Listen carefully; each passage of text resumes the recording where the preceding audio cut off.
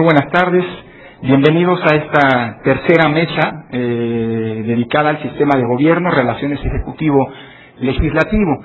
Ha habido por cuestiones de agenda, de complicaciones de agenda, una pequeñísima modificación al programa, tal como está originalmente planteado, ya que don Eusebio Ayala de Paraguay no podrá acompañarnos. Esto en todo caso nos permite hacer también una pequeña modificación en términos del itinerario del seminario respecto a las 10 de la mañana, porque si bien nos da un poquito más de holgura de tiempo, generosamente los profesores nos han accedido, digamos, a que se haga una brevísima ronda de preguntas y respuestas al final, para lo cual se circularán unos papelitos para que puedan formular por escrito sus preguntas, insisto, que serán contestadas al final de las intervenciones.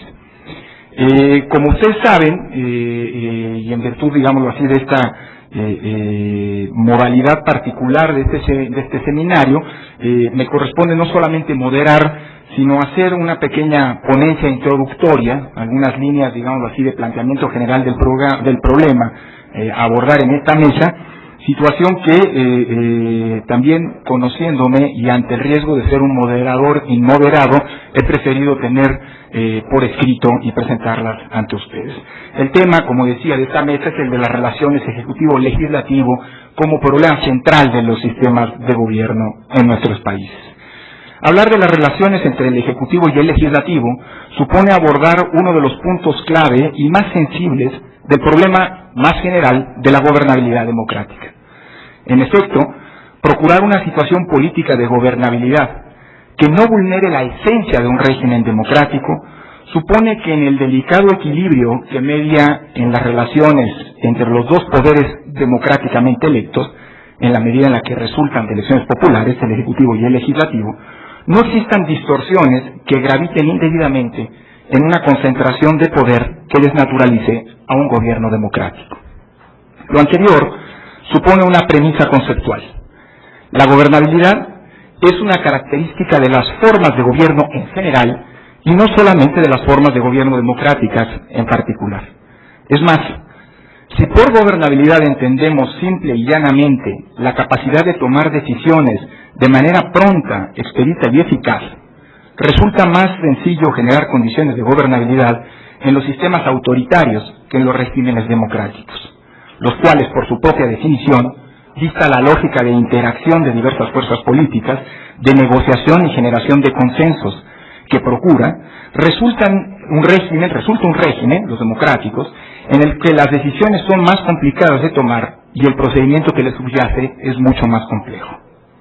Creo que, a reserva de parecer una premisa exageradamente teórica, es básico tomar en cuenta esa natural deriva autoritaria que subyace al tema de la gobernabilidad sin más.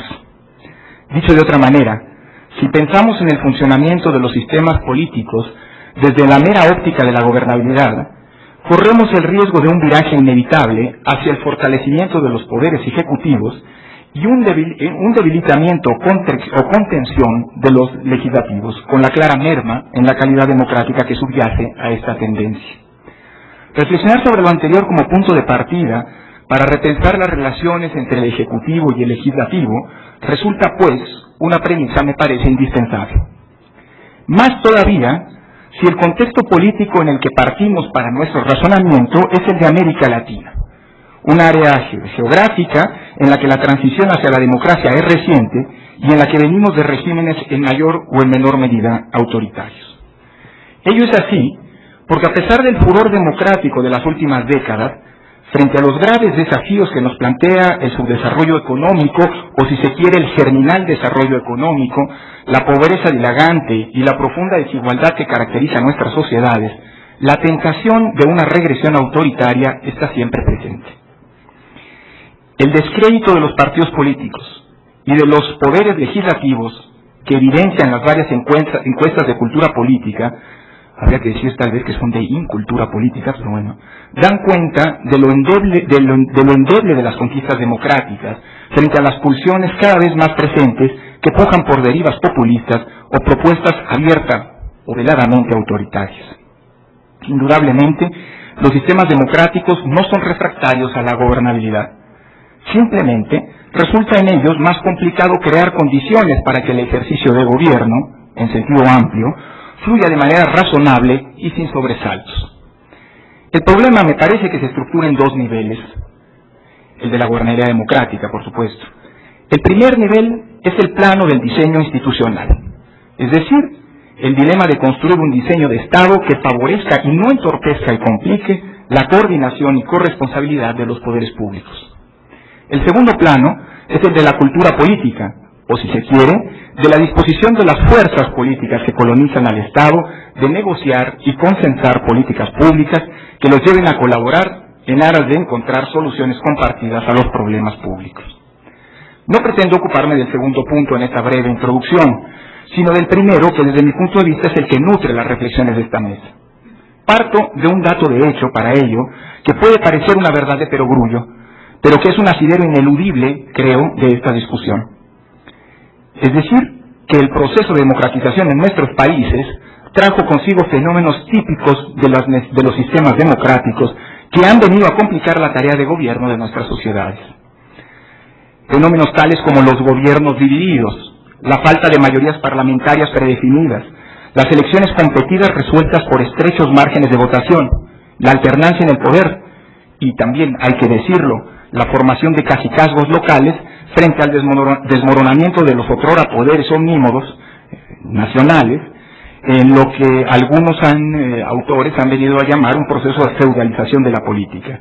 Todos estos, me parece, son los temas que hoy ocupan las agendas políticas de nuestros países y colocan al tema de la gobernabilidad de nuestras democracias en un primer plano. Como anticipaba hace un momento, el equilibrio que media entre los poderes ejecutivos y legislativos se coloca en consecuencia en el centro de la atención del diseño del modelo político. Lo anterior, y este es el sentido, me parece, de esta mesa, en este seminario, supone un ejercicio de diagnóstico y de ingeniería constitucional no menor. Permítanme a estas alturas, y para ceder la palabra a quienes son los verdaderos protagonistas de esta mesa, una visión parroquial, que en todo caso, creo que con matices, con algunos matices, puede ser extendida al resto de América Latina.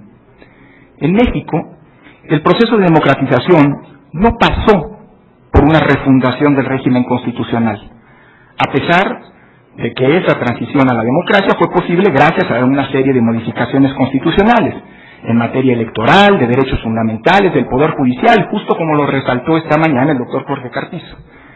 En términos generales, el diseño del Estado sigue siendo en México el mismo que fue construido para hacer funcional a un régimen político que ya no tenemos, que justamente, digámoslo así, la democratización por la vía electoral nos dejó en el pasado.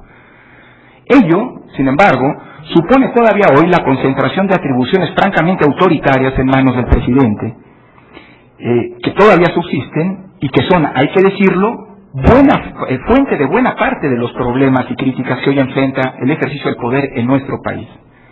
Lo anterior no debe ser entendido, me parece, como plantear la necesidad de debilitar al Ejecutivo, sino de repensar su diseño para fortalecerlo no mediante la concentración de esos poderes autocráticos que todavía subsisten, entre ellos el monopolio de la acción penal a través del Procurador General de la República, que es un funcionario dependiente de manera casi prácticamente limitada del Ejecutivo. Decía, no fortalecerlo a través de la concentración de estos poderes autocráticos, sino para dotarlo de, permitan la expresión, poderes democráticos que le permitan dialogar e interactuar adecuadamente con un poder legislativo plural y sin mayorías. Debemos pensar en reformas, me parece, que incentiven la colaboración entre los poderes y que premien o permitan la suma de esfuerzos y la corresponsabilidad de las distintas fuerzas políticas, figuras tales como, tal vez, la ratificación parlamentaria de los miembros del gabinete, o la sugerente y bien estructurada propuesta que Diego Valadez, para el caso mexicano, nos ha reiteradamente puesto sobre la mesa en los últimos años de instrumentar un gobierno de gabinete. En todo caso, me parece que esos son los temas sobre los que corresponde a los ponentes reflexionar, y no a un moderador que, conforme pasan los minutos, corre el riesgo de ser inmoderado. Permítanme en este sentido dar paso primero al doctor Francisco Eguiren, de Perú, de quien me permitiré leer algunas brevísimas notas curriculares. El doctor Eguiren es abogado, magíster en Derecho Constitucional y doctor en Derecho, coordinador de la maestría en Derecho Constitucional de la Escuela de Posgrado de la Pontificia Universidad Católica del Perú. Además es presidente de la Asociación Peruana de Derecho Constitucional y ha sido juez ad hoc de la Corte Interamericana de Derechos Humanos. Es jefe también del Departamento Académico de Derecho de la Pontificia Universidad Católica del Perú, director general de la Academia de la Magistratura del Perú y director ejecutivo de la Comisión Andina de Juristas. Por favor, doctor, tiene usted la palabra. Muchas gracias, Lorenzo. Buenas tardes a todos. Me sumo, al igual que los colegas, al reconocimiento y a la especial gratitud al Instituto Iberoamericano de Derecho Constitucional, a IDEA y al Instituto de Investigaciones Jurídicas de México, en las personas de Jorge Carpizo, Daniel Sobato, Héctor Cristierro y Miguel Carbonell, que han tenido la gentileza de invitarme a participar en este certamen. Bien, el tema del trabajo que he entregado está referido a las particularidades del régimen presidencial atenuado, entre comillas, peruano, y su influencia o incidencia entre las relaciones gobierno-parlamento.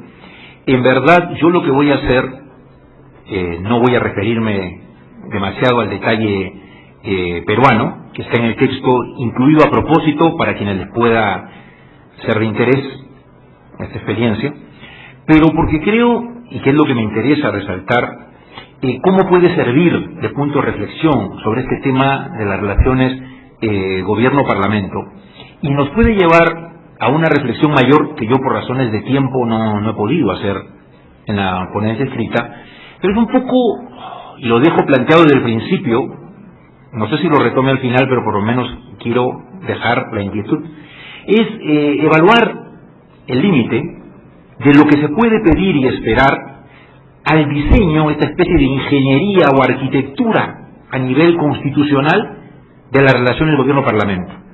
¿Qué se puede esperar y qué no le debemos pedir? Porque no puede resolver. Y la experiencia peruana es interesante por lo que voy a plantear, y van a ir viendo que mucho es compartido en América Latina, ¿no? A ver, existen ciertas afirmaciones básicas que creo de las cuales debemos partir. En primer lugar, en América Latina existe pues lo que Jorge Carpizo ha denominado el presidencialismo latinoamericano. Hemos sido, somos y seguramente seremos un continente latinoamericano donde hay una opción por un sistema presidencial, que no es lo mismo que presidencialismo, y que tampoco siempre es lo mismo porque hay muchos matices en cada uno de nuestros países que han ido alterando el típico modelo norteamericano, estadounidense, que es el que se piensa cuando en los textos se define el esquema presidencial. Recordemos un poco, ¿qué es lo típico del sistema presidencial de cuna estadounidense, norteamericano? El presidente de la República es, a su vez, jefe de Estado y jefe de gobierno. Es un ejecutivo unipersonal, entonces. Tiene colaboradores, secretarios, que él designa y remueve con entera libertad, que no forman en conjunto un consejo o gabinete de ministros, ni que tienen responsabilidad política ante el Congreso. Y este presidente es elegido por votación popular, aunque en el modelo norteamericano ya hasta hoy de una manera relativamente indirecta, porque es popular pero a través de este cuerpo de compromisarios, etc.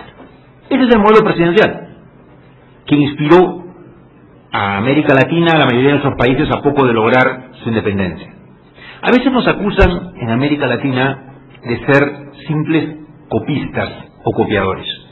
Bueno, el derecho constitucional no vamos a inventar la pólvora, y tampoco el derecho constitucional nació en América Latina. Pero hay que reivindicar no solo la reconocida creatividad latinoamericana, para bien y para mal, sino que este modelo que asumimos nunca lo compramos completo.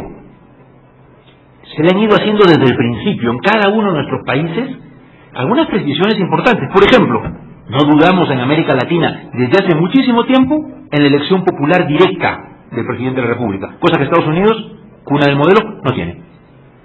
En un trabajo hecho hace algunos años por el profesor peruano Pedro Planas, prematuramente fallecido, que complementaría con el trabajo de Diego Valadez sobre el gobierno de gabinete, bueno, en el caso de Planas hace un análisis de 14 países latinoamericanos, que son esencialmente los sudamericanos y algunos de Centroamérica, aplicado a Argentina, Brasil, Bolivia, Colombia, Chile, Costa Rica, El Salvador, Guatemala, México, Panamá, Paraguay, Perú, Uruguay y Venezuela. Y constata más o menos lo siguiente. En los 14 países que él analiza, existe la figura del refrendo ministerial a los actos presidenciales, algo que no es típico del sistema presidencial. Es decir, ponerle un cierto límite.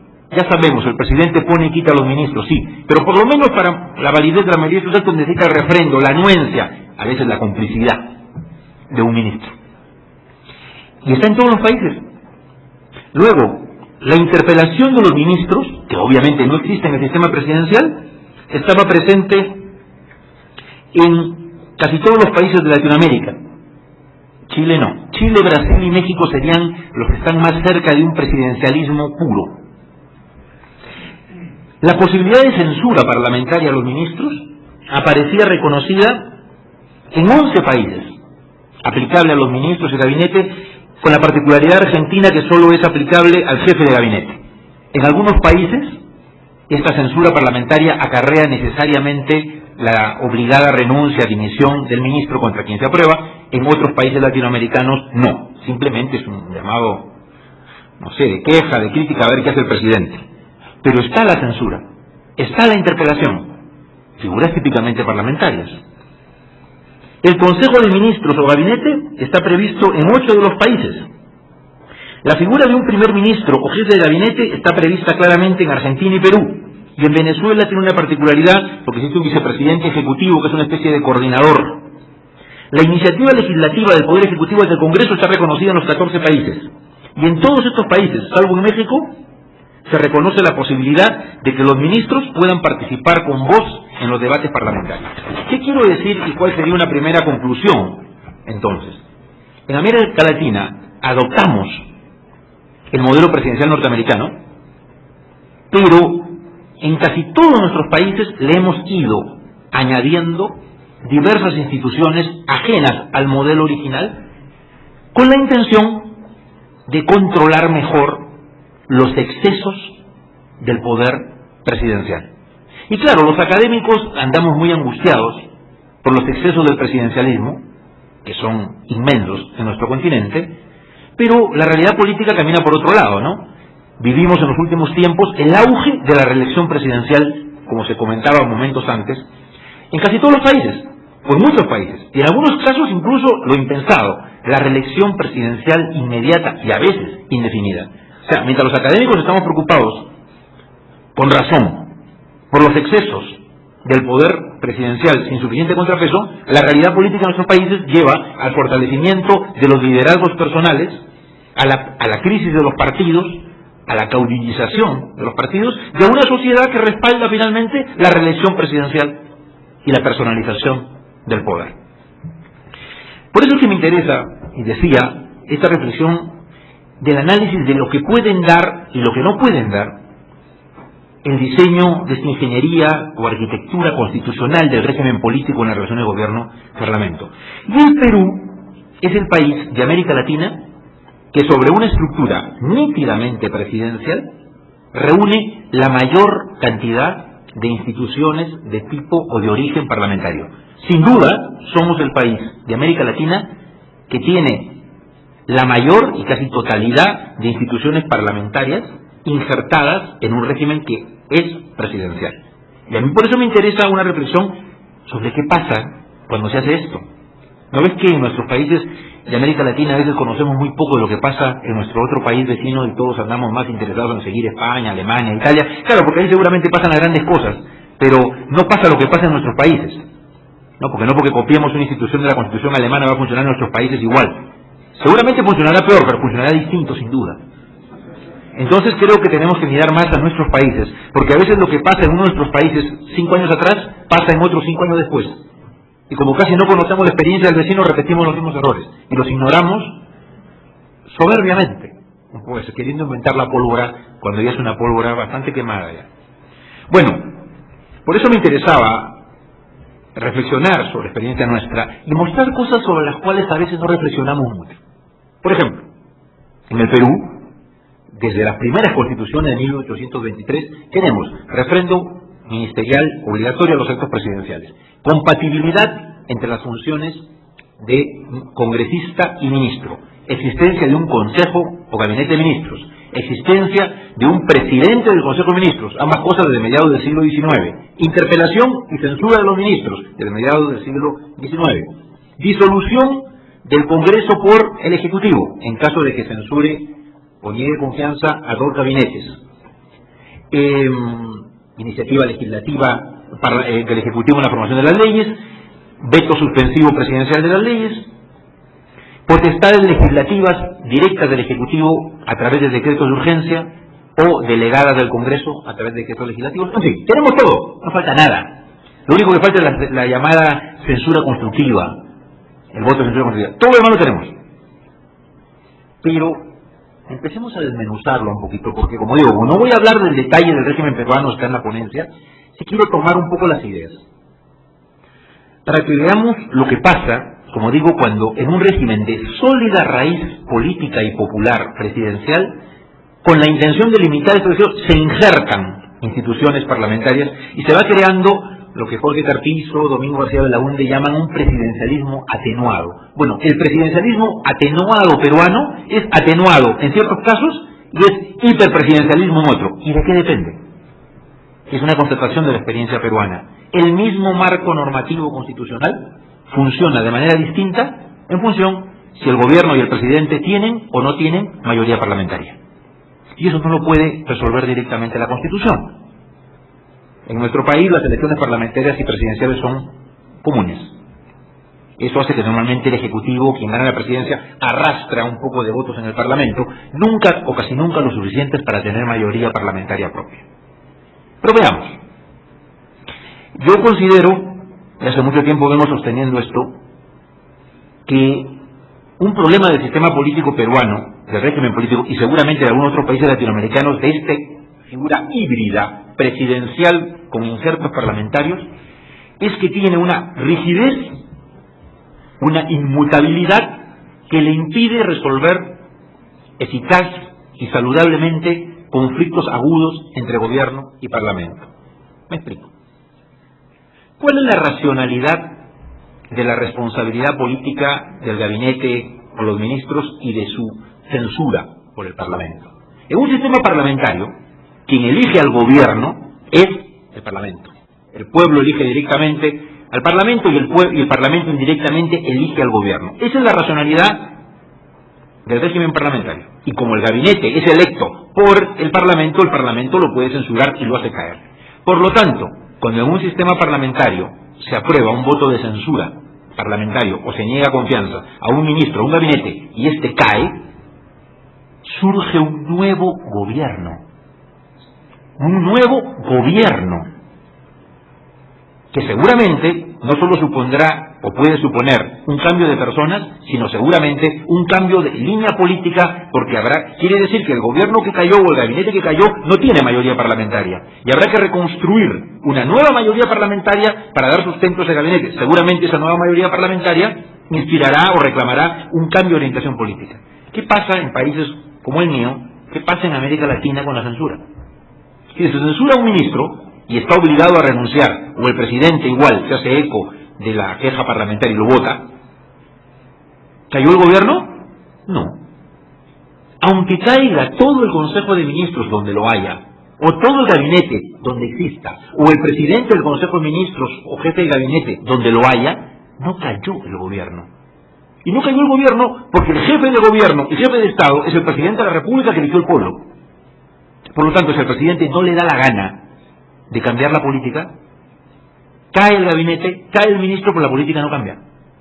Es decir, la institución parlamentaria de la censura, pensada en lógica parlamentaria, para generar una caída y cambio de gobierno y eventual cambio de política en América Latina y en Perú no es así, porque el jefe de gobierno es el presidente, quien puede cambiar ministros por propia iniciativa o porque se los derriba el Congreso, pero quien dirige la política es él. Entonces, no hay cambio de gobierno. ¿Qué termina siendo la censura?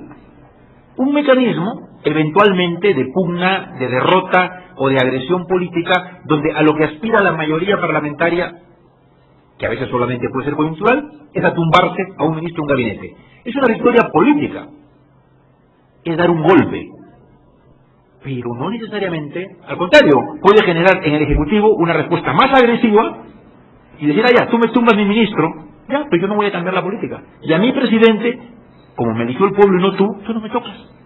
Entonces, ahí tenemos un límite del injerto de la censura parlamentaria. Claro, su intención fue, dado que el presidente en nuestros sistemas no tiene responsabilidad política, ejercer algún tipo de control sobre los ministros que sí la tienen.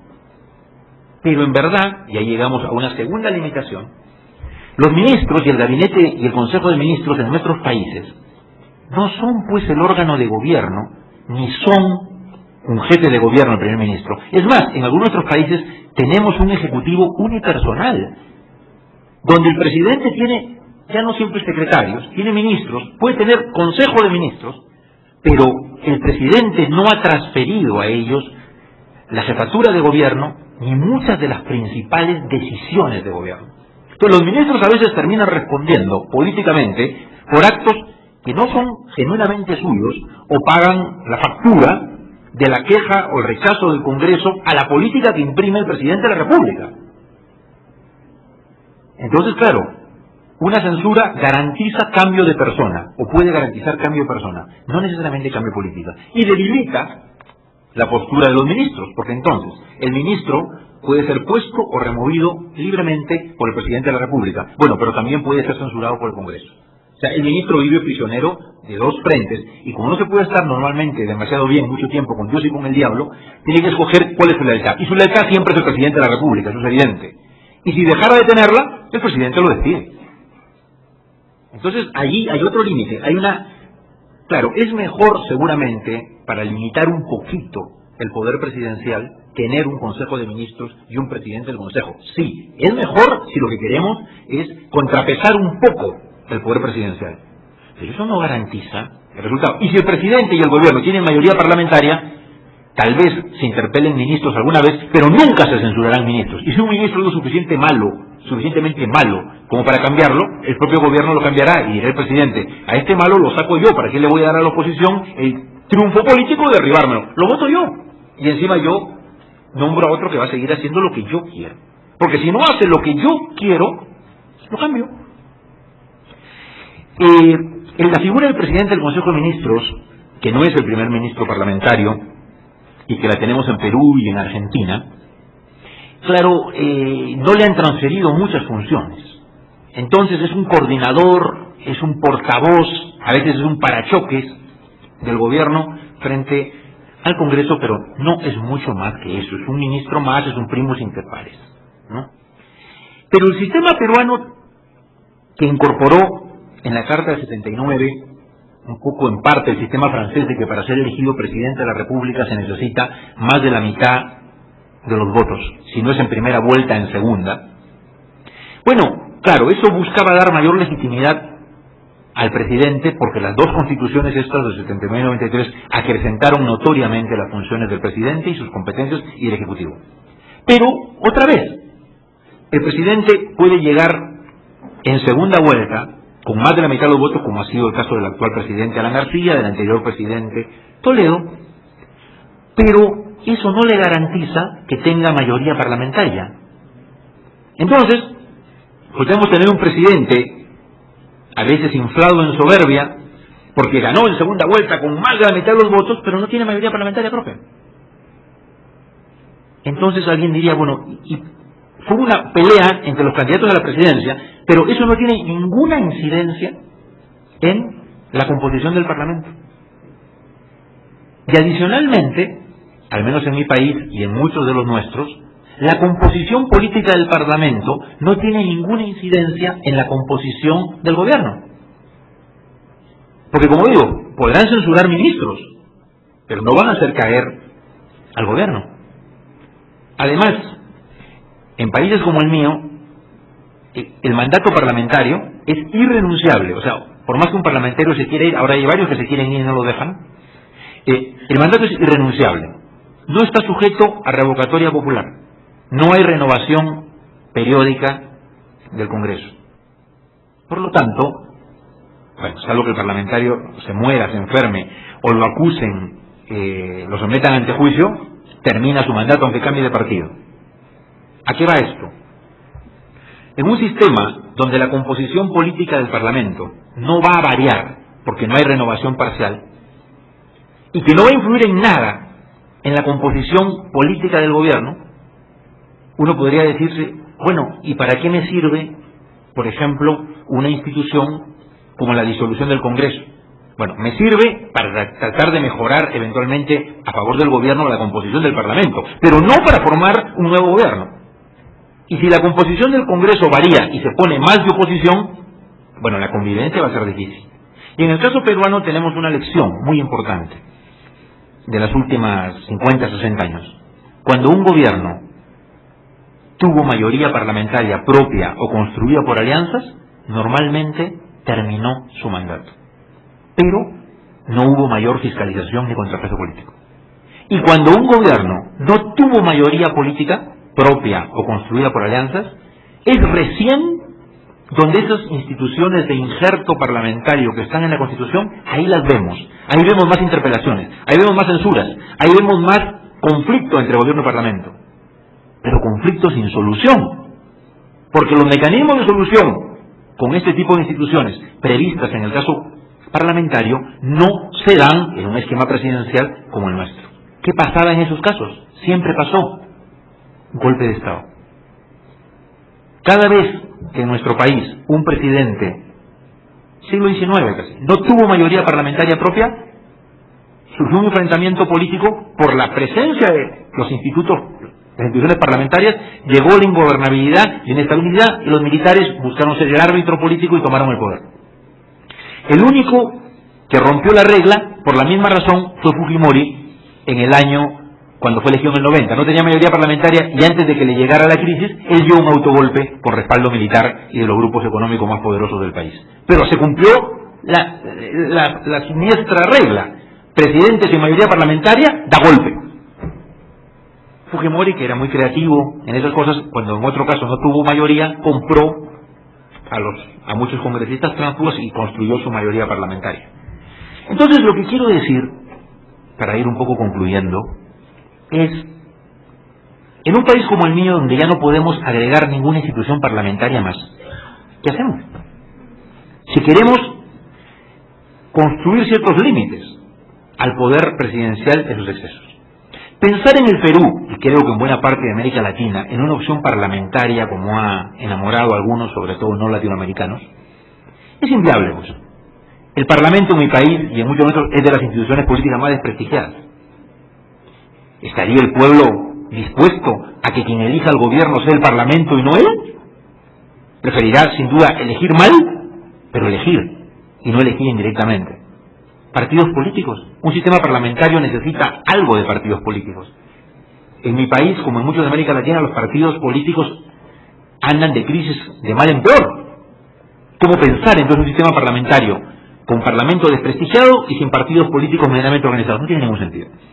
Entonces aparece la figura semipresidencial o semiparlamentaria al estilo francés. Suena bonito, pero personalmente la veo poco viable. Por lo mismo dicho de la debilidad del Parlamento y del Ejecutivo, y porque los partidos políticos no lo hacen suya. Nos interesa a los académicos, nos parece más equilibrado. Pero si los partidos políticos no lo hacen suyo, y los partidos tienen como líderes a potenciales candidatos presidenciales que quieren el poder, lo último que esperan es verlo disminuido. Por eso yo creo que quizás nuestra única posibilidad es pensar en una fórmula algo intermedia, donde se pudiera transferir algunas, no todas, de las funciones del presidente de la República como jefe de gobierno a el Consejo de Ministros, su presidente y los ministros. No todas. O sea, presidente decorativo en América Latina, imposible. Presidente, mero jefe de Estado en América Latina, lo veo políticamente imposible. Además rompe con nuestra tradición. Pero transfiriendo algunas competencias, por ejemplo, el manejo del orden público, el manejo de la economía, la función reglamentaria de las leyes, que es lo que en verdad hacen un poco los ministros, ¿no? Y dejando al presidente funciones de jefe de Estado y algunas de gobierno, bueno, la más importante, poner o quitar a los ministros. Yo creo que el sistema se equilibraría un poco mejor, porque entonces los ministros que tienen responsabilidad política podrían ser eventualmente cuestionados, censurados por el Congreso, y como ellos están respondiendo por sus actos, habría un control por lo menos mejor. Creo que esa es una posibilidad. Creo que hay que revisar el sistema de responsabilidad constitucional y penal del presidente de la República. Porque en muchos países nuestros, como ya sabemos, y en el Perú también, como el presidente no tiene responsabilidad política, lo único que queda es la penal y constitucional. Bueno, en mi país esa casi no existe, pues, porque en mi país el presidente solo puede ser acusado en su mandato por traición a la patria, por no convocar elecciones, que estaría en un golpe casi de Estado, por no permitir el funcionamiento de los órganos electorales, estamos en lo mismo, o por disolver el Congreso, salvo el caso constitucional, que sería otro golpe de Estado. Si el presidente mata, roba, si es corrupto, si está ligado al narcotráfico, si viola los derechos humanos, no se le puede acusar en su mandato. Hay que esperar a que termine, y como se va a juzgar, no se le va a poder juzgar. Y eso pasa en muchos países de América Latina, y es absurdo que en el derecho, olvidemos del derecho constitucional, derecho en general, que quien tiene la más alta autoridad, quien es jefe de Estado y jefe de gobierno, quien tiene el mayor poder, no tenga responsabilidad política y casi no tenga responsabilidad penal y constitucional. Esa es casi una invitación al exceso, una invitación al abuso de poder. Y eso sí está en el diseño constitucional, podría realizarse. Termino con una reflexión casi desoladora y angustiada, y retomaba un poco lo que se decía en la mañana sobre el tema de los partidos. Si en mi país no hay ningún signo de que en el corto o mediano plazo se fortalezcan los partidos políticos, si partidos con un mínimo de representación popular, con organicidad, con una base programática no existen, sino lo que tenemos son movimientos aglutinados en torno a caudillos, sin demasiadas diferencias políticas o ideológicas, que todo lo cual fomente el culto al caudillo, y eso es más presidencialismo, ¿cómo puede pensarse? Ese es el reto que creo que tenemos que hacer. No en el mundo ideal, sino en el mundo que vivimos. ¿Cómo podríamos contribuir a fortalecer la institucionalidad democrática, un mayor equilibrio en las relaciones entre gobierno y parlamento, una gobernabilidad pero con esquemas democráticos, no autoritarios? ¿Cómo hacerlo y cómo pensarlo sin partidos políticos? No porque me guste la idea de una democracia sin partidos políticos, sino porque en mi país y en algunos otros países de América Latina casi tenemos que pensar en una democracia con partidos políticos muy débiles o inexistentes. ¿Cómo se responde a esa pregunta? Bueno, por lo menos me la planteo. No tengo la respuesta, pero creo que a veces tenemos que dejar de soñar en plantear en soluciones ideales, en creer que poniendo una nueva institución, en copiando otro artículo de la Constitución, resolvemos el problema. La Constitución puede influir, pero no decide cuál es la composición política de un gobierno o de un congreso o quién es presidente. La Constitución no va a poder resolver los problemas más agudos del país. La Constitución no tiene la culpa de lo que pasa. Puede ayudar a resolver los problemas, pero los problemas, como puede ser la falta de solidez institucional, la debilidad realmente del sentimiento democrático y la casi ausencia de partidos políticos, bueno, son elementos que juntos generan realmente una situación explosiva que pone en riesgo la democracia, porque por eso en América Latina, gracias a Dios en los últimos tiempos, vivimos democracias bastante insuficientes e imperfectas, pero por lo menos democracias, pero siempre nos queda la duda en qué país se cae primero y de repente viene el efecto que la repite. Gracias.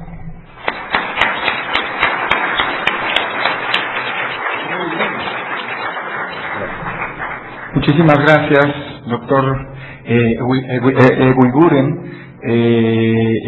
Estaría tentado a glosarlo, pero a lo que ya hablé, me limito simple y sencillamente a suscribir prácticamente en los términos, si me permite su intervención.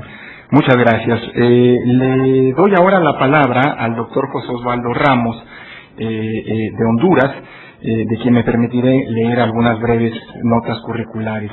Él fue medalla de oro de su promoción como graduado universitario en la Facultad de Derecho de la Universidad Nacional Autónoma de Honduras, abogado y notario, es profesor titular de Introducción al Estudio del Derecho, Teoría General del Estado y Derecho Constitucional desde 1969 hasta la fecha. Fue decano de la Facultad de Ciencias Jurídicas por la Universidad Nacional Autónoma de Honduras de 1975 a 1981, en 2 periodos.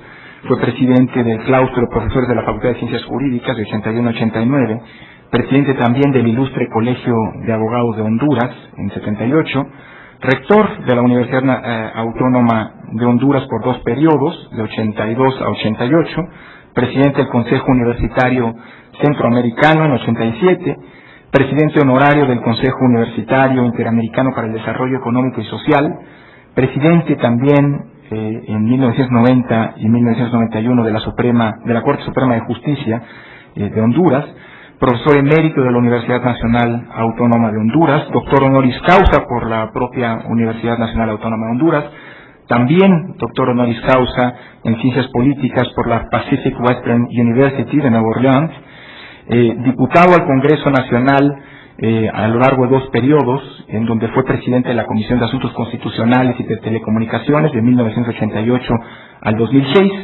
También fue en ese periodo, en el año 2002, declarado por el propio Congreso como mejor diputado ese año, en 2002, presidente del Partido Nacional de Honduras del 93 a 97 y finalmente candidato a la presidencia a la República por dicho partido en 1993. Por favor, doctor Ramos, haga usted la palabra. Muchas gracias, doctor Lorenzo Córdoba.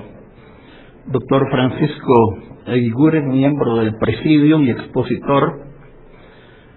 También agradecer a mi amigo doctor Jorge Carpizo, a la gente del Instituto de Investigaciones Jurídicas de México, al Instituto Iberoamericano de Derecho Constitucional por la invitación.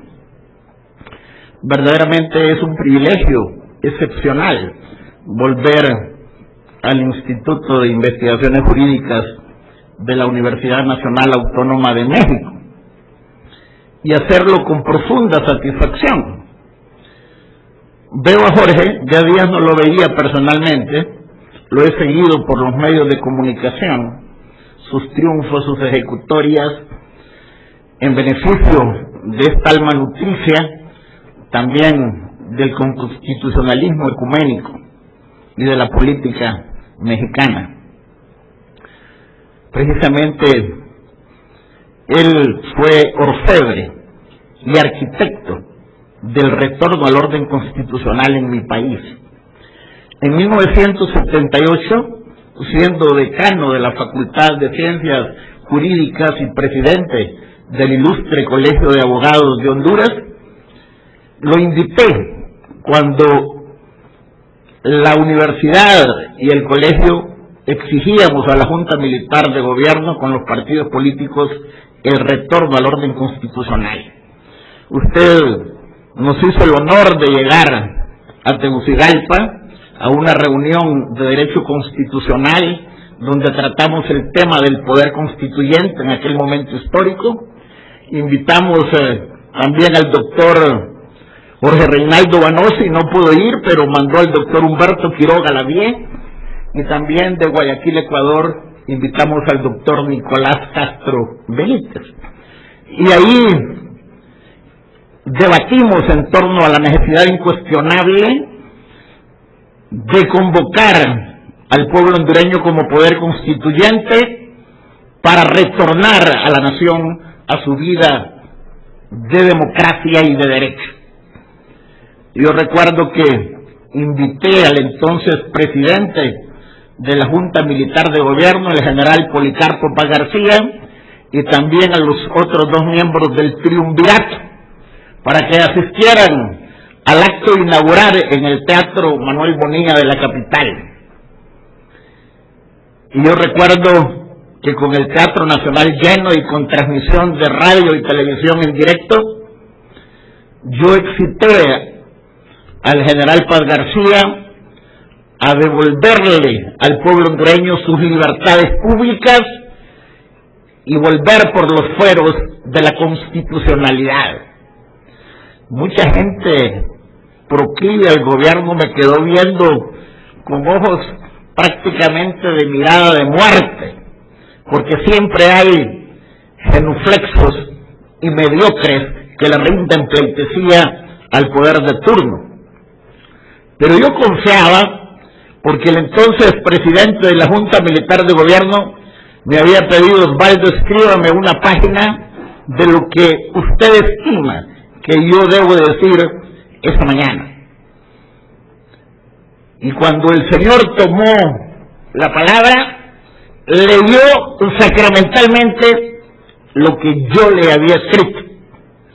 Y dijo en aquella memorable ocasión, como lo pide el ilustre Colegio de Abogados de Honduras y la Facultad de Derecho de nuestra Universidad Nacional Autónoma de Honduras: en mi honor de soldado y de militar, me comprometo a convocar al pueblo hondureño como poder constituyente para elegir una asamblea nacional constituyente y retornar al país a su vida democrática. Toda la gente que estaba ahí, antes impávida, meditabunda, circunspecta y cabizbaja, se puso de pie y tronó con un aplauso sonoro el Teatro Nacional Manuel Bonilla. Indudablemente que usted, Jorge, todavía no había llegado, porque usted llegó al día siguiente. Pero es indudable que aquel momento fue trascendental y hubo en todos los juristas de Honduras y en todos los hondureños mucha satisfacción por aquel evento.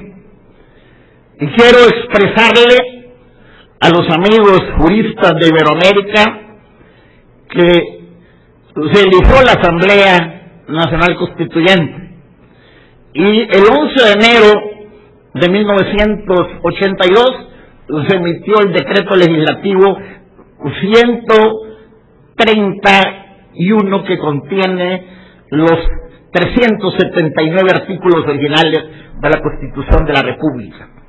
Y yo quiero decirles que de las 13 constituciones que ha tenido mi país en su azarosa vida institucional, esta de 27 años es la más longeva.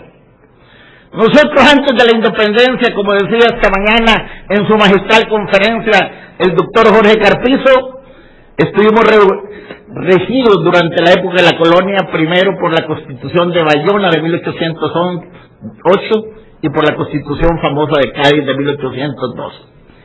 Pero esa Constitución de 1982 ha dado pábulo a 7 gobiernos electos directamente por el pueblo que han fortalecido el Estado de Derecho.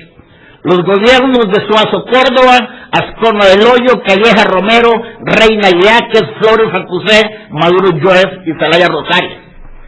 Ahorita, en noviembre, transitamos el proceso de elecciones internas y primarias, y el último domingo de noviembre está convocado el pueblo hondureño a una cita histórica para elegir el 8º gobierno electo por el pueblo, en un oasis de democracia. La gente que tiene menos de 30 años no sabe lo que es vivir en un Estado fuera de los parámetros y los cauces de la institucionalidad democrática, fuera de la Constitución. Pero lo logramos, Jorge. Ahí estamos. Y evidentemente, ¿qué es lo que ha pasado? Honduras ha progresado como nunca antes en la historia. En esa Constitución se incorporaron cuestiones trascendentales, y en el decurso de estos 27 años hemos incorporado instituciones como el Comisionado de los Derechos Humanos, el Ombudsman. Hemos incorporado el Tribunal Superior de Cuentas. Hemos incorporado el Ministerio Público con la Fiscalía General del Estado. Hemos hecho reformas al capítulo del Poder Judicial para crear la Sala de lo Constitucional en la Corte Suprema de Justicia, y hoy tenemos incorporadas, además de las tradicionales garantías constitucionales de el habeas corpus, del amparo, la inconstitucionalidad, la revisión, y hemos incorporado el habeas data como una herramienta fundamental para proteger los datos de las personas, no solo las particulares, sino que también los entes colectivos, para corregir datos, para rectificar datos, para actualizar datos, para declarar la confidencialidad de los datos. Y también le hemos otorgado a la Sala de lo Constitucional la facultad de convertirse en árbitro de los conflictos entre los poderes. Situación que yo no comparto, porque se siguió la línea de Costa Rica y de El Salvador de una sala. Yo quería que fuese como la Constitución de Austria de 1920 que redactara Hans Kelsen, como la Constitución italiana de 1947, como la española de 1978, como la colombiana, como la ecuatoriana, como la chilena, como la alemana, como la francesa, con una sala. Porque ¿qué ocurre, Verbigracia, cuando la Corte participa en un conflicto con los otros dos poderes? Se viola el principio aliquis non deben esse iude in propria causa. Por eso yo estoy abogando por forjar una verdadera Corte Constitucional que esté por encima de la clásica división de poderes enunciada por el barón de Montesquieu en el capítulo 6 del libro 11 en 1748 de su monumental obra El Espíritu de las Leyes. Pero es indudable, queridos amigos de Iberoamérica, que Honduras ha fortalecido su constitucionalismo, su identidad democrática. El doctor Eguiguren ha hablado de las relaciones entre los poderes legislativo y ejecutivo. Nuestra Constitución establece que Honduras es un Estado de Derecho, constituido como república libre, democrática, soberana e independiente, para asegurar a sus habitantes teleológicamente el goce de la justicia, la libertad, la cultura y el bienestar económico y social. Somos un Estado unitario, con un sistema unicameral integrado por 128 diputados fijos. El periodo del presidente es de 4 años, de los diputados es 4 años. Con la reforma constitucional, la Corte, que está integrada por 15 jueces, es de 7 años. Es importante señalar con respecto a la Sala de lo Constitucional que yo deseo subrayar, Tarjo, no estoy de acuerdo.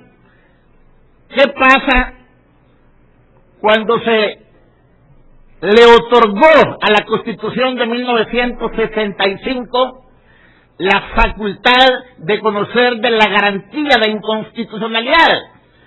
Se copió este modelo de la Constitución uruguaya de 1952. No siempre, como decía el maestro Rudolf von Jhering, se debe copiar extralógicamente. Esta situación de Uruguay establece todavía que si una persona ve que una ley que se le quiere aplicar es inconstitucional, puede ocurrir por la vía de acción directamente ante la Corte Suprema. Por la vía de excepción, cualquier tribunal puede conocer absteniéndose y remitiendo el expediente. Y de oficio, pero tiene que ser la Corte Suprema. ¿Qué pasaba cuando la Corte estimaba que realmente la norma que se le quería aplicar a esta persona era inconstitucional? Pues declaraba inconstitucional la norma, pero el efecto era la inaplicabilidad de esa norma a la persona del impetrante. Hoy día yo era miembro del Congreso y peleé duro en la Cámara para que las sentencias de la Sala de lo Constitucional deroguen la norma total o parcial que es inconstitucional, con efectos obviamente erga omnes. Y es un paso cualitativamente importante para fortalecer los derechos de las personas. Es esencial este paso que hemos dado. Ahora bien, en Honduras, el Congreso de la República tiene iniciativa de ley, como la tiene el presidente de la República a través de los secretarios de Estado, en todo tipo de asuntos. La Corte Suprema solo en los asuntos de su competencia. no tiene iniciativa de ley en los asuntos económicos, políticos y administrativos. Y el Tribunal Supremo Electoral, que fue creado también en estos años, solo tiene iniciativa en materia política y en materia electoral. La discusión, la aprobación la hace el Congreso. El presidente sanciona, pero el presidente tiene derecho a vetar un proyecto aprobado por el Congreso cuando estima en dos razones lo siguiente. Primero, que no está de acuerdo con la política del presidente, entonces lo regresa al Congreso. Esa ley había sido aprobada por simple mayoría, pero el Congreso tiene la facultad de poder ratificarla con 2/3 partes de los votos, excepción hecha que en el segundo caso el presidente haya vetado el proyecto por estimar que es inconstitucional. En este caso, al turnarla al Congreso, el Congreso ya no puede debatirla de nuevo, sino que constitucionalmente tiene que trasladarla a la Corte Suprema de Justicia, prima facie, a la Sala de lo Constitucional, porque tiene la facultad originaria y exclusiva en materia de inconstitucionalidad. Entonces, muy importante, en Honduras hay 5 partidos políticos. Sin embargo, tenemos 2 partidos históricos. El Partido Liberal de 119 años y el Partido Nacional de 107 años. En estos 27 años hubo 5 gobiernos liberales y 2 gobiernos del Partido Nacional. Los 2 partidos son históricamente de corte liberal. El Congreso tiene la facultad de interpelar a los secretarios de Estado, mal llamados en mi país ministros, porque, como usted lo ha enseñado, maestro, en sus escritos, y todos los profesores de Derecho Constitucional, los ministros son característicos en los gobiernos parlamentarios. Y en Honduras los secretarios de Estado son nombrados y separados libremente por el presidente. De tal manera que aunque existe la figura de la interpelación, en el Congreso se interpela a un secretario de Estado y al presidente le viene y le va, no le importa.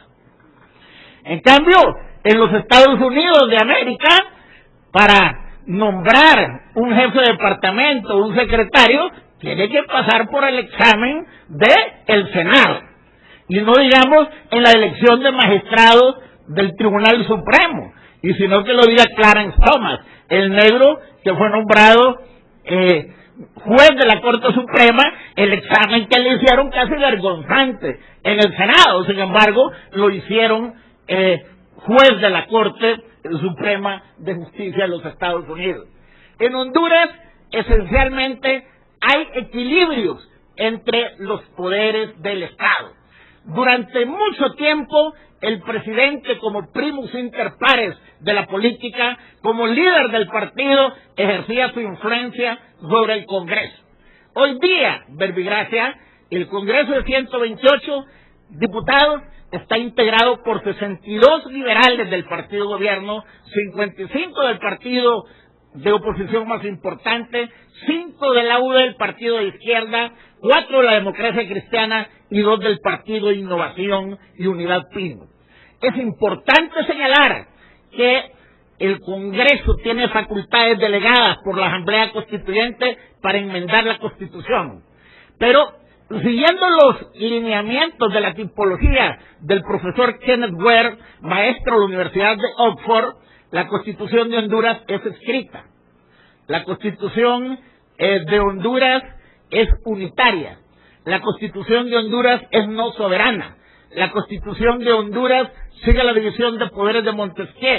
La Constitución de Honduras es derivada y es republicana, pero es rígida. Y entonces, para poder reformarla, no se hace como se reforma la ley ordinaria por simple mayoría, sino que se requiere una mayoría calificada de 2/3 partes. Si son 128 mandatarios del pueblo, se requiere ineluctablemente 86 diputados, porque es 2/3 partes de la totalidad. Si suma el partido liberal, que es el partido gobierno, sus 62, más los otros, no llega a la mayoría calificada. Se requiere indefectiblemente un acuerdo de las 2 grandes fuerzas históricas para enmendar la Constitución. Pero al mismo tiempo, esa Constitución es más que rígida, porque hay cláusulas pétreas que no otorgó el constituyente la facultad al Congreso ordinario poder constituido, la facultad de poder enmendarlas. Verbigracia, cláusulas relativas a la forma de gobierno, al territorio nacional, al periodo presidencial, a quien fue presidente no puede volver a hacerlo porque no existe la reelección ni continua ni en periodos alternos. Entonces es muy importante decir que en mi país, repito, el sistema bipartidista fortalece la democracia y el Congreso, repito, y el Poder Ejecutivo mantienen los equilibrios, lo mismo con el Poder Judicial. Pero en estos días hubo problemas. En 1985 hubo conflictos entre el presidente y el presidente del Congreso. Entonces, el presidente del Congreso destituyó la Corte y el presidente de la República los mandó a detener y los ingresó a la Penitenciaría Central, aquellos que no pudieron tomarlas de vía riesgo. Pero afortunadamente la tempestad terminó y todo volvió a la normalidad y se volvió a la Corte originalmente electa. De tal manera que ha habido algunos conflictos en este último gobierno donde el presidente no ha estado de acuerdo con ciertas determinaciones de la Corte, pero al final la Corte Suprema de Justicia ha impuesto su voluntad y se ha fortalecido el Estado de Derecho. Me han estado hablando de Tegucigalpa, porque como hubo elecciones en El Salvador, parece que el presidente de la República está convocando a una asamblea constituyente, porque quiere modificar las cláusulas pétreas que impiden su reelección presidencial. No sé qué va a pasar, pero ojalá y Dios quiera todo camine bien para seguir fortaleciendo nuestro Estado de Derecho. Muchas gracias y que Dios me los bendiga.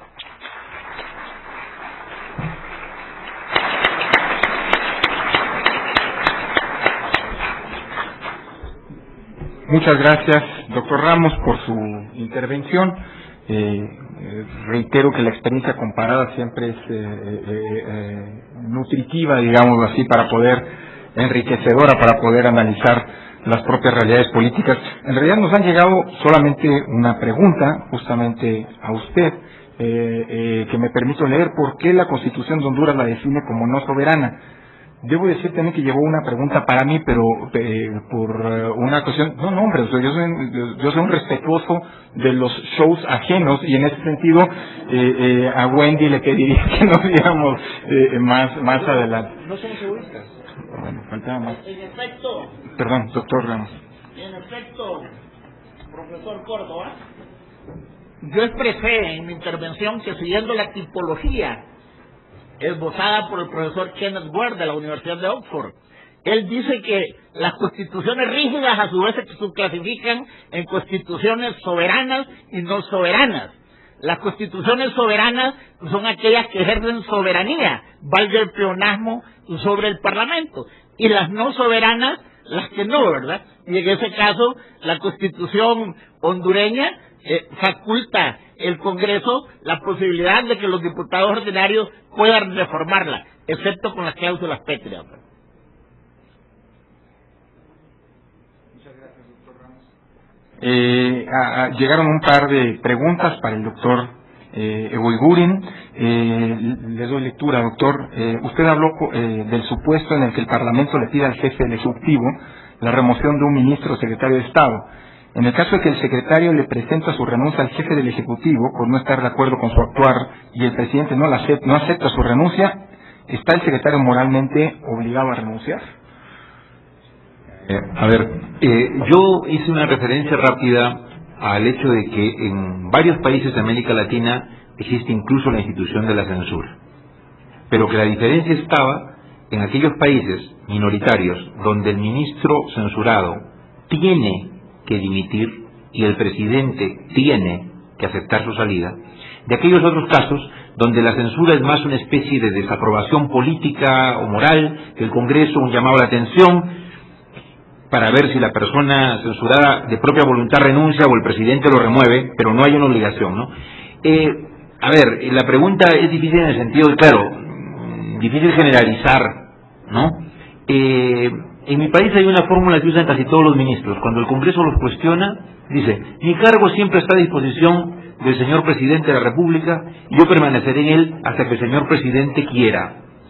¿Qué es la forma de decir no me quiero ir? Pero lo que quiero decir es, si lo miramos jurídicamente, para no entrar a consideraciones subjetivas, si el ministro o secretario, según el país, no es elegido por el Congreso, ni es ratificado por el Congreso, en verdad, su continuidad depende de su propia voluntad o de que el presidente lo respalde o lo remueva. La verdad es esa. O sea, si lo miramos más fríamente político, puede haber un ministro que el Parlamento lo censure, y si no está obligado a renunciar, ya bueno, es los votos pues de la oposición, son mis enemigos, yo no creo en ellos. Yo diría que el imperativo moral que ahí se pregunta, yo creo que un ministro, si siente que su política es cuestionada mayoritariamente, me preocuparía más la opinión pública del Congreso, porque al fin y al cabo el Congreso está integrado por políticos, ¿no? Y a veces la rivalidad política hace que se cuestione a alguien, no necesariamente por ser malo, simplemente porque es mi rival. Entonces yo creo que tendría que haber ahí más una cosa moral de si el ministro siente que su gestión vale la pena seguirla peleando, o si su gestión es muy desaprobada por la mayoría de la población, e independientemente de lo que piense el presidente, él debería tener la dignidad de decir, bueno, fracasé o no me dejaron, me voy. Ahora, si a pesar de una crítica genérica y de un presidente indiferente se queda, es porque le gusta el cargo. Pues. Gracias, doctor Eguiguren. Aquí sí me atrevo a glosar, difícilmente la dignidad es una de las cualidades de los políticos, pero bueno, esa es otra de las situaciones, digamos, homogeneizadoras, digamos, de nuestro continente al menos. Dos preguntas más para usted, doctor. ¿Cuál es el sustento del gabinete en Perú? Y me permito vincularla con la siguiente. ¿Cómo se logra la pluralidad en el Parlamento? Hay mecanismos, sintetizo un poco la pregunta, hay mecanismos de integración mixta en cuanto a sistemas electorales, y qué tanto el sistema parlamentario representa a la sociedad si tiene partidos débiles. A ver, lo primero, desde mediados del siglo XIX, como decía, en nuestra Constitución se formalizó lo que venía ocurriendo, y es que los ministros se reunían con el presidente y formaban un consejo. Ya a mediados del siglo XIX se habla de un consejo de ministros, que es la palabra que hasta hoy se usa en el caso peruano. Gabinete se usa más en el lenguaje cotidiano, pero el término constitucional es consejo. Y a la cabeza de existe un presidente del Consejo de Ministros, aunque la gente le llama premier, le llama primer ministro, pero técnicamente sigue siendo, según la Constitución, un presidente del Consejo de Ministros. Esta figura ha ido variando un poco en el tiempo. Que era un ministro más, que a su vez tenía a su cargo un ministerio específico. La Carta del 79 dio la posibilidad de que sea un ministro sin cartera, es decir, solo presidente del Consejo de Ministros, y la Carta del 93 definitivamente dice es un ministro sin cartera. O sea, hoy el presidente del Consejo de Ministros en el Perú, cabeza del gabinete, es presidente del Consejo de Ministros y nada más. Eso le genera un conjunto de responsabilidades propias.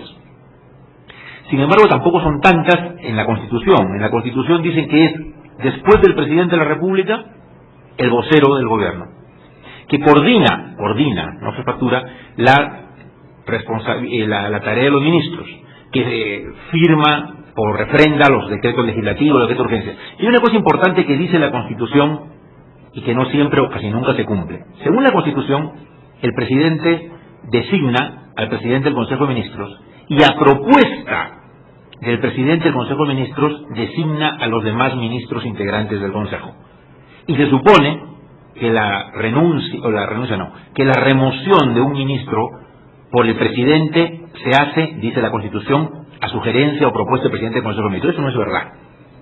En nuestro caso, el presidencialismo real hace que, claro, el presidente nombra al presidente del Consejo de Ministros, pero casi siempre le impone al gabinete de ministros. O sea, el presidente del Consejo de Ministros nace débil. Algunos en el camino por su propia habilidad se fortalecen, ¿no? Pero esa función es interesante.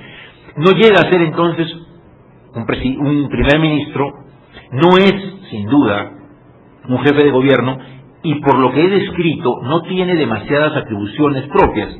El Consejo de Ministros en el Perú, sin el presidente, puede conversar y coordinar lo que quiera, pero decidir nada. No puede aprobar un proyecto de ley, no puede decidir nada. Es un órgano a veces deliberativo, a veces de ratificación de decisiones del presidente. Hay actos, un proyecto de ley del presidente, del Ejecutivo, tiene que ser aprobado por el Consejo de Ministros a propuesta del presidente. Pero entonces, lo tenemos hace más de un siglo, pero no ha cuajado. Sin embargo, creo yo que sí habrían condiciones para ir fortaleciendo un poco a este Consejo de Ministros. No tanto porque el presidente no lo va a permitir, y termino la respuesta diciendo algo que es parte de una investigación quizás más sociológica. Ni al presidente de la República, ni a los ministros les interesa fortalecer la figura del presidente del Consejo de Ministros. ¿Saben por qué? Porque si el presidente del Consejo de Ministros se fortalece, él se vuelve un filtro, un líder entre el ministro y el presidente. Y lo que más le gusta a la mayoría de ministros es despachar con el presidente y negociar con el presidente. Y lo que a veces más le gusta a un presidente es poder tener eventualmente un trato diferenciado con sus ministros y manejarse con mayor intimidad y apoyo a unos que a otros. Si el filtro para el presidente de la República se vuelve el presidente del Consejo de Ministros, ese presidente del Consejo, ese gabinete se fortalece. Por eso creo que ni a los ministros les interesa perder peso fortaleciendo al presidente del Consejo de Ministros, ni al presidente le interesa fortalecer esta figura que eventualmente le podría hacer sombra. Para responder lo segundo, en nuestro país tenemos el sistema de representación proporcional. El Congreso tradicionalmente fue bicameral. La Carta del 93 de Fujimori lo ha hecho unicameral. Hoy tenemos un Congreso unicameral, que ha resultado siendo peor que los anteriores. Fujimori generó una frase que ha durado. Fujimori, cuando se ha querido plantear la bicameralidad, dijo que había que acabar con la bicameralidad, porque al ser más congresistas se demoraban más en decidir con las dos cámaras y costaba más. El Congreso unicameral peruano es mucho más caro que los bicamerales que hemos tenido siempre, ostensiblemente más malo. Y el Congreso, unicameral o bicameral, cuando quiere resolver rápido, resuelve. Y cuando no quiere, no. Cuando se quiere sacar una ley, la sacan en una noche con dos cámaras, excusándola de todos los trámites y dictámenes, y la sacan. Y cuando no quieren sacar algo, con una sola cámara, una sola comisión, lo pueden enterrar y no lo sacan. O sea, es un tema de voluntad política. La Constitución puede poner frenos, pero, en fin. En el caso nuestro, sí, yo decía, hay una profunda debilidad de las agrupaciones políticas. Y para terminar, otra vez, para que vean cómo las normas ayudan, pero no pueden resolver los problemas. Ante la proliferación de partidos políticos, se dio en mi país la primera ley de partidos políticos que hemos tenido en el país para fortalecer a los partidos, pero pidiéndoles democracia interna, transparencia, control del financiamiento y muchas cosas muy positivas. Pero además se estableció una barrera legal, un cierto umbral que primero se dijo 5%, obviamente los partidos lo bajaron a 3%, agrupación política que no reúna por lo menos esa votación no logra escaño parlamentario. ¿De acuerdo? Con eso les decía, va a haber un parlamento más organizado, menos grupos. El parlamento que hoy tenemos es el más fraccionado de nuestra historia. ¿Saben por qué? Porque claro, un montón de grupos, a veces incluso muy buenos, no llegaron, porque eran grupos más intelectuales, no masivos. Pero los grupos y los candidatos y los aspirantes, que tontos no son, formaron conglomerados totalmente amorfos en torno a un líder, donde éramos amigos hasta llegar al Congreso. Una vez que lleguemos al Congreso, cada quien baila con su pañuelo, yo ya soy congresista, y nos dividimos, formamos otro grupo, y de un grupo a veces han salido 4, y se siguen fraccionando.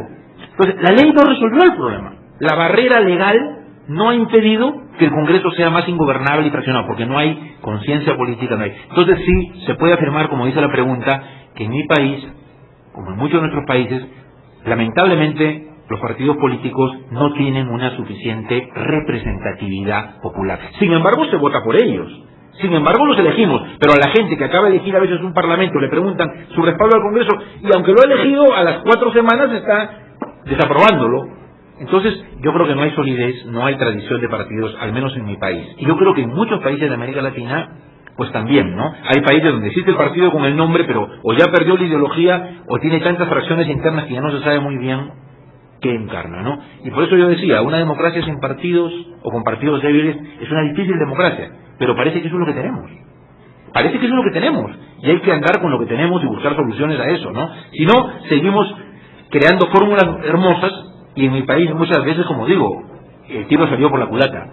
Se ha hecho lo que se puede hacer, se ha imaginado lo que parece mejor, pero llevado a la realidad, insisto, por eso decía, la creatividad latinoamericana, echa la ley, echa la trampa, y se le encuentra cómo sacarle la vuelta, ¿no? Entonces, creo que ese es un tema, hay un problema de representatividad del Parlamento, no así del presidente. Por eso digo, somos sociedades presidenciales. La gente puede discrepar, pero en nuestras elecciones lo que interesa a la gente es votar para elegir a su presidente. Y eso es lo que interesa medir, ¿no? Entonces, por eso es bien difícil pensar en una fórmula diferente. Gracias, doctor Iguiguren. Una última pregunta, de alguna manera vinculada con la anterior, y respecto de la cual espero realmente su respuesta sea no. ¿Se debería sancionar a los representantes del legislativo que truncan la gobernabilidad debido a asuntos o intereses de su partido? Ya lo dijo. Bueno, pero una cosa, perdón, quiero terminar con una cosa que no lo puse en exposición, que creo que también vale la pena pensar. En mi país, como yo decía, como el mandato parlamentario es irrenunciable, ya hay una propuesta para permitir la renunciabilidad. No es revocable popularmente, y ahí los congresistas están muy contentos de que no sea revocable y seguramente no van a aprobar la revocabilidad. Pero estamos planteando la bicameralidad, casi siempre se descarta por este argumento Fujimori de que es más barato uno que el otro, pero sí se viene discutiendo el tema de la renovación parcial del Congreso durante mandato, ¿no? El mandato parlamentario y presidencial en el Perú son coincidentes y duran 5 años, y salvo que algo pase, duran y no hay cómo terminar. Yo diría, evaluemos un poco, a ver, si introdujéramos, en algunos de nuestros países sí hay renovación periódica, en el mío no, por eso yo solamente conjeturo. Pero, a ver, si introdujemos la renovación parcial periódica del Congreso, digamos que a mitad de mandato, a los 2 años y medio, o por tercios, como quieren algunos, ¿cuál sería el efecto? ¿Cuál es la ventaja? Que la composición política del Congreso se actualice, que refleje y represente mejor la actual correlación de fuerzas, la actual representatividad de los partidos. ¿Esa es una virtud política? Sí. Sí. ¿Es bueno? Seguramente en términos de representatividad política, sí. En términos de gobernabilidad, ¿es bueno? Seguramente no. ¿Por qué? Porque si la composición política, a diferencia de los países de tipo parlamentario, no tiene nada que ver en la formación o continuidad del gobierno, ¿qué le hace? Bueno, si la composición es más favorable con las elecciones al Ejecutivo, camina tranquilo. Si es más favorable a la oposición, habrá más censuras, habrá más entrampamiento, pero sin solución, como dije antes. O sea, podemos estar introduciendo realmente un factor explosivo de mayor ingobernabilidad. Entonces, yo creo que el problema es que bueno por acá, malo, o sea, no hay solución perfecta, ¿no? ¿Será mejor introducir la renovación periódica del Congreso en un sistema presidencial? Bueno, en algunos países lo tiene, Estados Unidos lo tiene, pero es un sistema de rígida separación de poderes. Influyen las mayorías o minorías parlamentarias.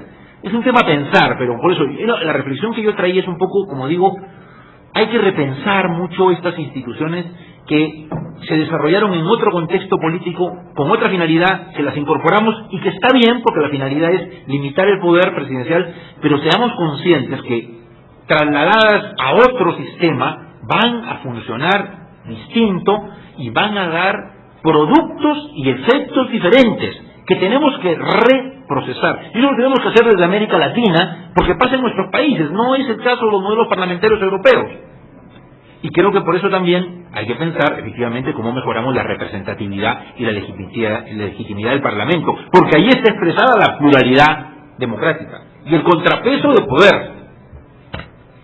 El profesor Ramos me ha pedido, muchas gracias profesor, me ha pedido hacer la palabra para hacer un brevísimo comentario final. Por favor, profesor Ramos. Esa de ustedes, quiero recordar una anécdota a propósito de jefe de gobierno y jefe de Estado. Cuando estaban los problemas entre Israel y el gobierno palestino, el expresidente de los Estados Unidos, William Jefferson Clinton, convocó al entonces primer ministro de Israel, Isaac Rabin, al jefe del gobierno palestino, Yasser Arafat.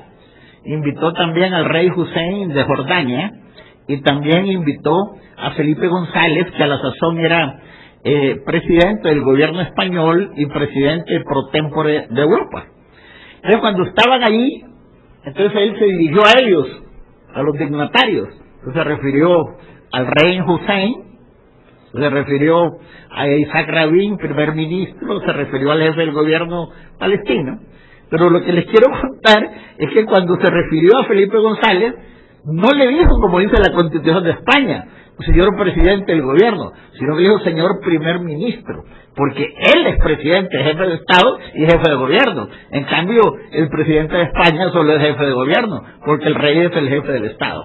En estas situaciones de jefe de Estado y de jefe de gobierno, y mucha gente comete frecuentemente, sobre todo en los medios de comunicación, ese error. Cuando viene el presidente del gobierno español, lo homologan con el presidente de nuestros países, que es más, porque es jefe de Estado y jefe de gobierno.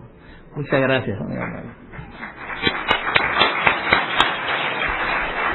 Muchas gracias a los profesores Eguiguren y al profesor Ramos por sus intervenciones. Gracias a ustedes, y les recuerdo que el seminario continúa el día de mañana a las 9 de la mañana con la segunda conferencia magistral prevista a cargo del doctor Javier Pérez Royo, la influencia del conservadurismo español en América Latina. Muchas gracias, los esperamos y buenas tardes, noches.